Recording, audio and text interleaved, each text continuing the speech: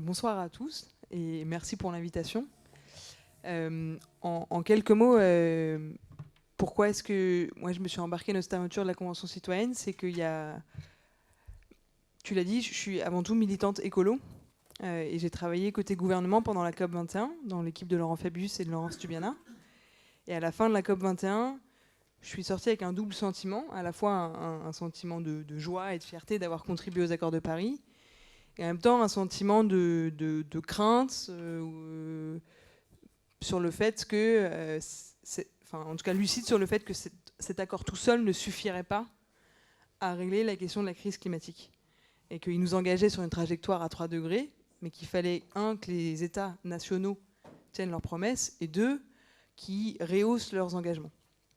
Et donc, on s'est engagé avec quelques amis à voir quelles sont les innovations, les processus démocratiques qui permettent au niveau national et au niveau local d'accélérer la transition écologique pour qu'en plus de cet accord qu'est la brique internationale, on arrive à engager une vraie dynamique. Et donc c'est pour ça qu'aujourd'hui, je crois profondément que démocratie et écologie se sauveront ensemble ou déperdiront ensemble. Et on le voit, il n'y a aucune dictature qui est écolo, il n'y a aucun populiste qui met l'écologie en haut de son fronton. Donc c'est aussi un pari, cette Convention citoyenne. Et la manière dont c'est né, c'est une idée qui n'appartient pas aux Gilets citoyens, mais c'est une idée qui est dans l'air depuis un bon bout de temps, cette idée de faire une assemblée citoyenne sur la question écologique. Les colibris la portaient depuis des années, un certain nombre d'acteurs associatifs la portaient depuis des années. Ce qui est nouveau là, c'est que c'était peut-être le bon timing, et surtout ça s'est créé à la suite du plus grand mouvement social qui a eu lieu en France, qui est celui des Gilets jaunes. Quel que soit le regard qu'on porte, le mouvement des Gilets jaunes a poussé Emmanuel Macron à mettre en place le grand débat national dont on a tous entendu parler. Et ce grand débat national, quand on l'a vu arriver au début au sein de Démocratie Ouverte, on s'est vraiment dit, en vrai, c'est génial. Si un président de la République est capable de répondre à une crise majeure via un débat. Assez rapidement, quand on a vu la manière dont méthodologiquement c'était ficelé, la manière de poser les questions, on a commencé, la manière dont la CNDP a été évincée de l'affaire, on a commencé à voir rouge et à se dire le grand débat ça aurait pu être bien, mais finalement il y a de grandes chances que ce soit plutôt consultatif. Ça ne veut pas dire que c'est inutile, c'est la plus grande consultation jamais faite en France et les Français qui ont contribué, il faut les écouter. Mais l'engagement de la part du président de la République n'était pas clair sur à quoi ça va servir tout ça. Et du coup, à la fin, il a pu prendre, entre guillemets, ce qu'il arrangeait dans toutes les idées des citoyens et puis continuer une politique sans forcément avoir finalement pris le pouls de ce que pensait la société française. Et donc, en contrepoids de cette idée de grand débat, on a proposé avec un collectif qui réunit du coup des experts de la démocratie délibérative et participative, certains gilets jaunes, qui avaient envie de plus de démocratie, qui avaient envie d'une autre forme que juste se mobiliser uniquement le samedi dans la rue, et les écolos, Cyril Dion, le réalisateur du film Demain, ou des gens comme Laurence Tubiana. Et ensemble, et c'est ça qui fait notre force, c'est que c'est des personnes qu'on n'attend pas à voir ensemble a priori. C'est-à-dire qu'il y a un moment où écolo, gilets jaunes, on pensait que c'était des acteurs qui étaient plutôt en opposition. Là, on se rend compte que finalement, c'est possible de travailler ensemble. Et la force de notre collectif, c'est cette diversité. On a d'abord commencé à écrire une lettre ouverte. Je crois que ça date du 23 janvier de l'année dernière, du coup, dans laquelle on disait ce que je viens de vous dire. Le grand débat, ça aurait pu être une bonne idée, mais pour telle et telle raison, on trouve que ça a un grand nombre de limites méthodologiques. Donc on demandait plus d'indépendance et de transparence. Et on a mis en place un observatoire avec des chercheurs indépendants sur le grand débat qui ont rendu un rapport assez critique sur la méthodologie du grand débat. Et on demandait la mise en place d'une assemblée citoyenne tirée au sort sur 3 sujets. La transition écologique, le RIC, le référendum d'initiative citoyenne, qui était la demande numéro 1 des Gilets jaunes à ce moment-là, et qui posait beaucoup de questions au sein de la société, aux élus, et on disait que ça pouvait être chouette d'avoir un vrai débat là-dessus. Et la question de la fiscalité, de la justice fiscale, qui avait été un peu le déclencheur aussi du mouvement. Pour être honnête, au tout début, quand on a lancé ça, on pensait que ça serait une tribune parmi tant d'autres qu'on voit régulièrement dans les médias. Et l'histoire a fait que ça s'est percuté avec un autre processus, qui est celui de la pétition de l'affaire du siècle. L'affaire du siècle, c'est quoi? C'est 4 ONG Donc c'est la Fondation Nicolas Hulot, Greenpeace, Oxfam et Notre Affaire à tous qui se disent on a essayé plein de moyens et on n'y arrive plus, donc on va attaquer l'État en justice pour le forcer juridiquement à devoir être plus ambitieux sur la question climatique. Et un certain nombre d'acteurs écolos dont je fais partie ont soutenu cette démarche en mettant en place une vidéo qui a un peu fait le buzz à l'époque sur les réseaux sociaux et notamment auprès d'un public jeune, en devenant la plus grosse pétition jamais signée dans l'histoire de la France. Et cette vidéo a permis à Marion Cotillard, qui était une des personnes mobilisées dans la vidéo, et à Cyril Dion d'être invité sur France Inter. Et il se trouve que Marion Cotillard a critiqué la politique du gouvernement en disant que c'était absurde d'opposer la question écologique et la question sociale. Et ça lui a valu un SMS du président de la République qui lui disait en quelques mots je ne comprends pas pourquoi vous dites ça sur ma politique, je suis champion de la Terre, discutons-en, enfin, je voudrais comprendre pourquoi vous dites ça, je ne suis pas d'accord avec vous. Et Marion Cotillard a accepté de rencontrer le président de la République à condition qu'elle soit accompagnée par un de ses amis qui n'est autre que Cyril Dion, qui lui a présenté la lettre ouverte, la démarche, etc. Et le président de la République a, il faut lui reconnaître, quand même eu l'audace de dire c'est pas complètement déconnant, je vais y réfléchir. De là, c'est enchaîné plein de rendez-vous avec, entre du coup, le collectif des citoyens et l'Élysée, où on a posé des lignes rouges très claires et des principes méthodologiques très clairs pour que ça fonctionne. Et pour ça, on s'est inspiré des expériences qui ont marché à l'international, notamment en Irlande, où ça a permis de légaliser l'avortement, notamment. Dans un pays catholique où cette question de l'avortement posait beaucoup de débats, ça a permis de légaliser l'avortement de manière très sereine par rapport au conflit que ça pouvait poser avant. Je vous passe des étapes, les lignes rouges après des négociations un peu parfois hard sont acceptées par le gouvernement. Le CESE, troisième chambre de notre République française, accepte et pousse pour être l'organisateur officiel de la Convention, et mis en place un comité d'organisation dans lequel il y a une quinzaine de personnes, des experts sur les questions climatiques comme Jean Jouzel, qui est expert du GIEC, des experts de la démocratie délibérative comme Loïc Blondiot, que certains d'entre vous connaissent peut-être, et puis des acteurs de la société civile, ONG, syndicats, MEDEF, etc., etc. Et ce comité lance finalement l'organisation de la Convention citoyenne pour le climat. C'est quoi? C'est 150 citoyens tirés au sort. Quand on dit tirés au sort, ça veut dire quoi? Ça veut dire qu'il y a un ordinateur qui génère aléatoirement, sous le contrôle d'un huissier évidemment, des numéros de téléphone. Plus de 250 000 numéros de téléphone. Après cette génération aléatoire de numéros de téléphone, il y a un institut de sondage qui s'appelle Harris Interactive qui appelle les numéros. Il y en a parmi ces numéros qui ne sont pas encore attribués par SFR, enfin Orange, enfin tous les opérateurs. Et puis un certain nombre qui sont attribués où des citoyens décrochent. Et là, il y a 3 options. Et en gros, il y a eu un tiers des personnes qui ont répondu oui tout de suite, un tiers qui ont répondu non, et un tiers qui ont demandé à réfléchir parce que le mandat qu'il leur est donné, c'est de réduire d'au moins 40% les émissions de gaz à effet de serre d'ici 2030 en France, et ça dans un esprit de justice sociale. Et pour faire ça, ils ont 7 week-ends de délibération de 3 jours chacun. Donc c'est un gros engagement. Et ce tirage au sort, il est fait aussi avec un certain nombre de critères pour que ce soit représentatif de la société française. Évidemment, un critère de sexe, un critère d'âge, où on acceptait les jeunes dès 16 ans, parce qu'on trouvait que sur cette question-là, c'était important d'avoir les jeunes, même s'ils n'avaient pas le droit de vote aujourd'hui en France. Des critères géographiques, évidemment, avec les Outre-mer aussi représentés. Des critères de typologie de zone territoriale. Est-ce que c'est des gens qui vivent plutôt en zone rurale, périurbaine ou urbaine? Des niveaux de diplôme et de CSP.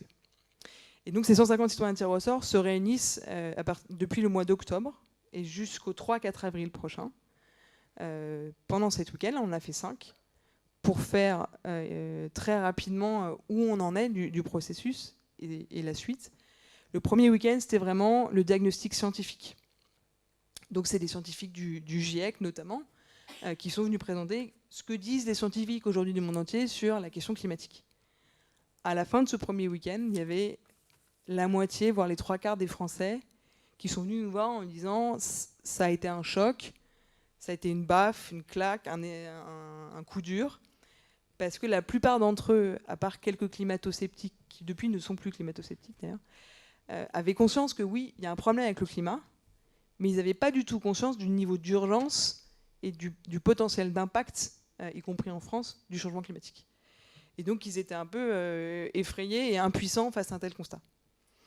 Ce qui en dit long, ça veut dire qu'il y a là quand même, vu que c'est une assemblée représentative de la diversité de la société française, beaucoup de citoyens français qui sont loin du diagnostic que portent les scientifiques aujourd'hui sur cette question-là. Le deuxième week-end, c'était le week-end des obstacles, où là, on a proposé aux citoyens de se répartir dans 5 groupes de travail, vraiment qui partent du quotidien des gens, se nourrir, se loger, se déplacer, consommer, produire et travailler.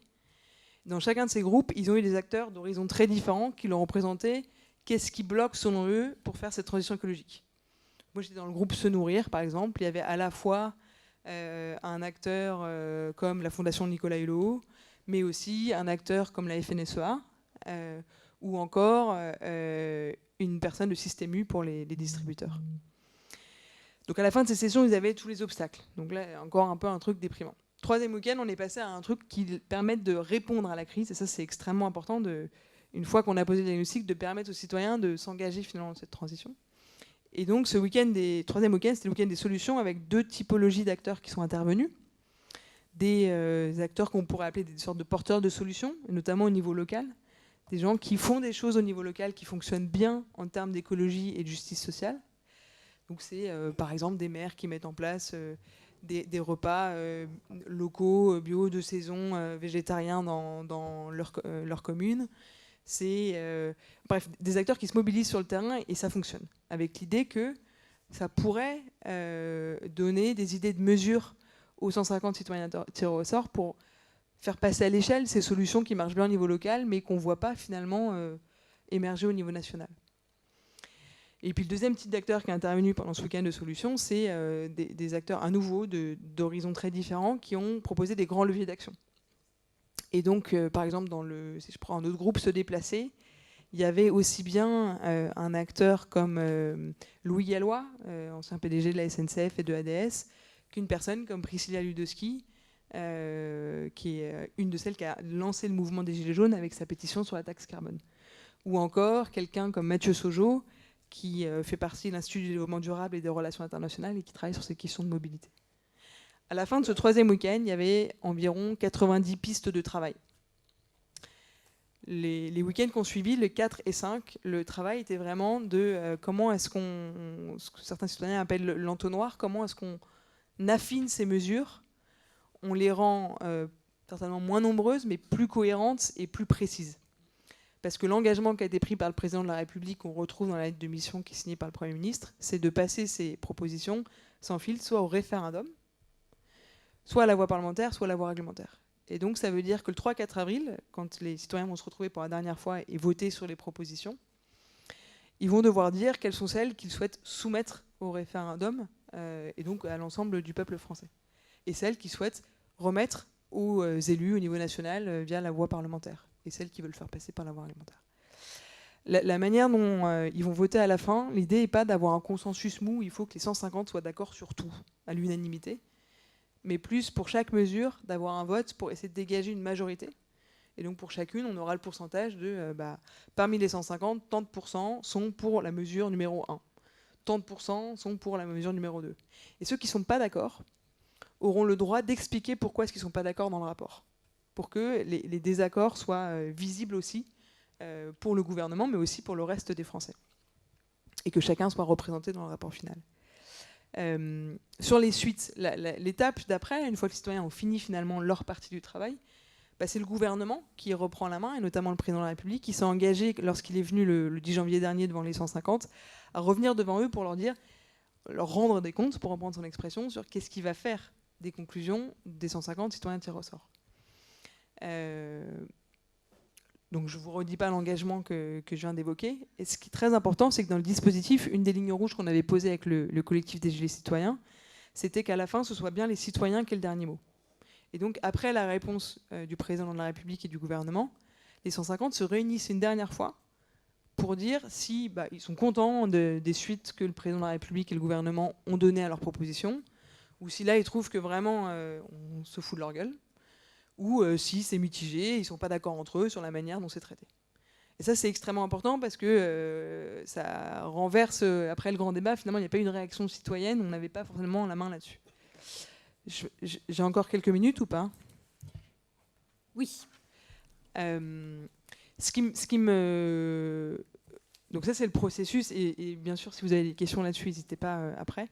Peut-être vous dire, moi, ce que je trouve dingue dans ce dispositif, c'est d'abord de voir des gens aussi différents juste se parler et débattre ensemble. En fait, il n'y a plus d'espace, enfin, moi je les connais pas, mais je crois qu'il n'y en a plus. Je ne sais pas s'il y en a eu à une époque, mais d'espace où des gens aussi différents échangent entre eux, ils sont profondément en désaccord sur certains sujets, mais ils sont capables de s'écouter, de parler, d'argumenter, parfois et souvent de changer d'avis, et parfois d'arriver à des consensus. Ou, à minima, de se mettre d'accord sur leur désaccord. Et c'est pas toujours facile. Je vous cache pas qu'il y a des moments où, oui, il y a des insultes, il y a des moments où, oui, il y en a quelques-uns qui sortent de la salle pas contents, mais tout le monde finit par revenir à la table des 150. Et quand un groupe est capable de ça, c'est-à-dire, je sais pas, quand en famille on s'engueule et qu'on est capable de se réasseoir ensemble et d'avancer, c'est en général qu'on a une solidité dans un groupe qui est assez forte. Et moi je trouve que ça, pour l'avenir de notre démocratie, c'est très fort de voir des gens aussi différents. Et d'ailleurs ils le disent eux-mêmes, hein, que c'est des gens qu'ils n'auraient jamais croisés s'il n'y avait pas eu la Convention citoyenne. Certains ont même des propos du type mais je ne pensais pas qu'on pouvait penser aussi différemment que moi dans la société française, et notamment les plus jeunes, qui sont peut-être dans une bulle avec les réseaux sociaux. Donc, il y a ça qui me marque beaucoup. Deux, c'est leur engagement. C'est-à-dire que non seulement ils travaillent pendant les 7 sessions, mais la plupart d'entre eux vont, entre les sessions, voir leur maire, voir leurs députés, voir l'agriculteur du coin, voir ceux qui portent des solutions à côté de chez eux, proposent des événements à leurs concitoyens pour expliquer ce qui se passe, prendre leur avis, ou se documenter, prendre des idées pour les prochaines mesures. Et c'est assez beau de voir cet engagement-là. Et la troisième chose, en lien avec la démocratie représentative, parce que certains élus nationaux notamment ont pris ce truc-là comme un truc anti-démocratie représentative. Comme si c'était une attaque qu'on enlevait du pouvoir aux députés. Alors que c'est pas du tout dans cet esprit-là qu'on l'a construit, mais plus comme quelque chose qui vient mettre à jour notre démocratie, parce qu'on considère qu'aujourd'hui notre démocratie est en crise. Je pense qu'on est tous d'accord sur le diagnostic quand on voit le niveau d'abstention, le niveau du populisme qui monte, la question du RIC, hein, qui a été soulevée par les Gilets jaunes, ça veut dire quelque chose de très fort sur notre démocratie. Et donc l'idée de la mettre à jour avec des processus qui permettent d'intégrer le citoyen, en ne le prenant pas pour un idiot, mais en faisant confiance que si on met en place des processus d'intelligence collective intéressants et intelligents, alors oui, la parole citoyenne peut avoir de l'impact. Et donc d'aller au-delà de la démocratie des sondages, mais arriver à la démocratie vraiment délibérative. Et donc, pour revenir à la question des élus, moi je voyais encore Aurore, une des 150, qui me disait à la dernière session, bah voilà, moi je votais plus. Parce qu'en plus, on a fait ça sur des numéros de téléphone. Donc c'est-à-dire que vous avez non seulement les abstentionnistes, mais vous avez aussi ceux qui sont même plus sur les listes électorales. Donc le niveau de défiance vis-à-vis des élus et des élites, il est très fort. Et je peux vous dire qu'au début, pour nous, comité de gouvernance, c'était pas gagné d'avance qu'on ait leur confiance, quoi. Enfin, on a été aussi un peu secoués. Et qui me disait, oui, voilà, moi je vote plus depuis des années, et là, je vais voter au municipal parce que, en fait, je comprends par ce processus-là des difficultés, la complexité de la mise en place d'une politique publique, l'impact que ça a aussi sur mon quotidien et sur le quotidien de mes concitoyens. Et je pense que c'est important d'entendre ces paroles-là parce que c'est, voilà, comment est-ce qu'on arrive à rabibocher, je presque envie de dire, les citoyens et les élus. Et je m'arrête là. Non ? Écoute, c'est parfait. Tu avais même encore 2 minutes si tu voulais. Mais... Eh ben, alors, si j'ai encore 2 minutes, juste un mot sur le fait que ils bossent comme des dingues. Pour moi, ils font plus que leur travail aujourd'hui. Cette convention est un peu plus médiatisée maintenant que le président de la République est venu, mais je ne sais pas, par exemple, dans la salle, si tout le monde en avait entendu parler ou pas. Et je pense qu'il y en a qui n'en ont pas entendu parler. Et c'est en partie sous-médiatisé. Et donc, c'est extrêmement important là où vous êtes en tant que citoyen, un ou petit si ça sondage vous intéresse. qui ne connaît pas. On va essayer d'être positif. Jean-Baptiste, vous avez levé la main, vous connaissez, hein ? Ah. Je m'en doutais, mais je vous ai pris, hein ? Oui. Oui, tout à fait. Bon, ça va. Donc, c'est bien une main pour dire bonjour. D'accord, donc 3 personnes, donc c'est pas beaucoup. Et puis pour ceux qui ne connaissent pas, vous pouvez aller sur Internet parce qu'il y a un site qui est totalement dédié. Vous avez toutes les vidéos, non seulement pendant le live, mais après. Ça s'appelle Convention citoyenne pour le climat.fr. Il y a vraiment tout. Et vous pouvez venir aussi, dans la mesure des places disponibles, assister, comme certains l'ont fait, aux délibérations. Donc c'est assez transparent, comme il y a évidemment des médias qui suivent le tout et qui s'en retranscrivent. Mais c'est extrêmement important que si ça vous semble un processus pertinent, d'en parler autour de vous, de le faire connaître, parce que le moment où les mesures vont sortir, c'est aussi un test pour ces processus démocratiques. Et donc si ça passe à l'as et que personne s'y intéresse, finalement, les acteurs qui diront il nous faut une bonne dictature écologique ou les citoyens, ça sert à rien, ou vont gagner la bataille, et le niveau des populistes aux prochaines élections risque d'augmenter encore plus fort. Comme je ne souhaite pas ça pour mon pays, je suis très engagée dans ce processus, mais chacun a le droit à sa voix. Donc si vous voulez les encourager d'une manière ou d'une autre, ils seront ravis. Et les encourager, eux, ça ne veut pas dire encourager le président de la République si vous n'êtes pas d'accord avec monsieur Emmanuel Macron. Voilà, j'arrête ça avec cette fin absolument splendide. Merci beaucoup Mathilde. Merci. C'était très clair. Et puis si vous voulez faire des propositions, vous le pouvez aussi. Vous pouvez soumettre. Je te redonne un petit coup de... Alors, en fait, je ne l'ai pas dit parce que non. C'est-à-dire, on pouvait jusqu'à la fin de la session 4. Ah, d'accord. Mais comme là, on est rentré dans un processus d'entonnoir, on ne veut pas réouvrir des idées parce que ce serait malhonnête de dire aux gens contribuer alors qu'ils sont sur la phase finale. Je ne savais pas que c'était fermé. Mais il me semble que le pacte a contribué. Oui, on a contribué, tout à fait, oui. Et puis même d'autres associations que je connais. Pardon ? Oui, tout à fait. Et sur le site de la Convention aussi. Ouais.